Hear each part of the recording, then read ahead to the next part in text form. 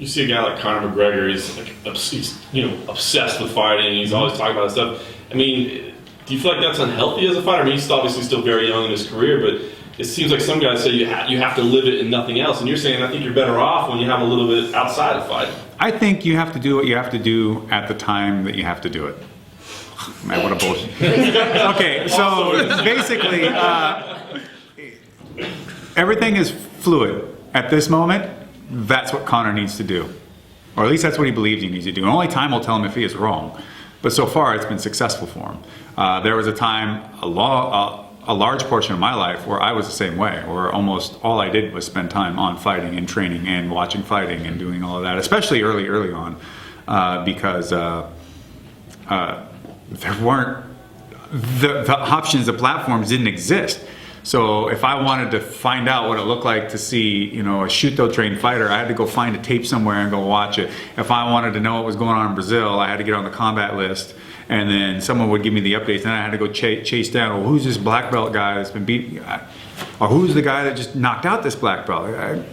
I had to spend a lot of effort to figure out what was going on and to try to understand what the landscape of fighting was on a global scale and how that could impact me on my individual scale and what I'm trying to do as a fighter and how I'm trying to even get into fighting.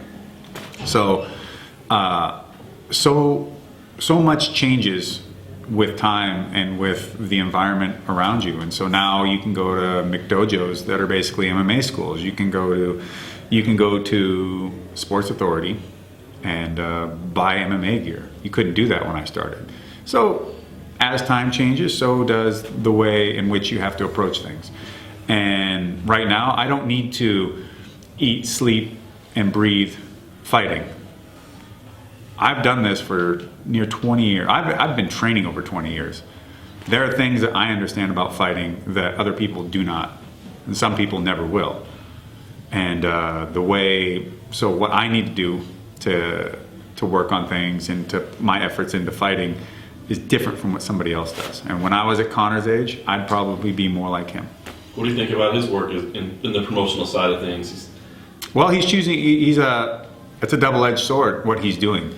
It's effective, but only as much as you win.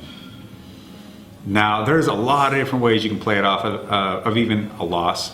And, I'm not going to spend a bunch of time going into how to create a potential PR aspect of your career, but he's pushing the buttons and he's making sure that you care about him, even if the majority of it is hate.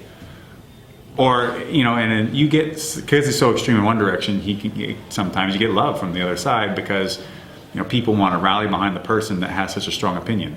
I mean, people are really jazzed about Trump because he just opens his mouth constantly and says just idiotic, completely just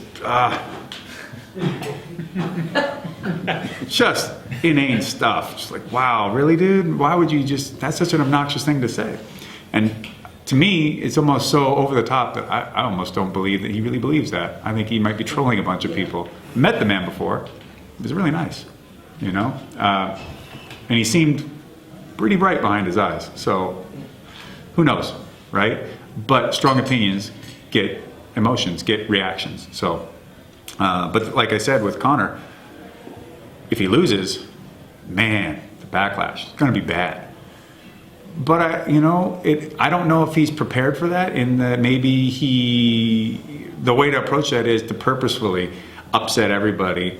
And if you go down in flames, as long as you know that that's coming, and it's like, all right, well, I earned it, but those flames could be used to stoke fires in a different direction, then you're okay. But if you're believing everything you say and you let that stuff get to you, you're going to have a really hard life. Because especially when you don't understand that you created all that animosity in the first place.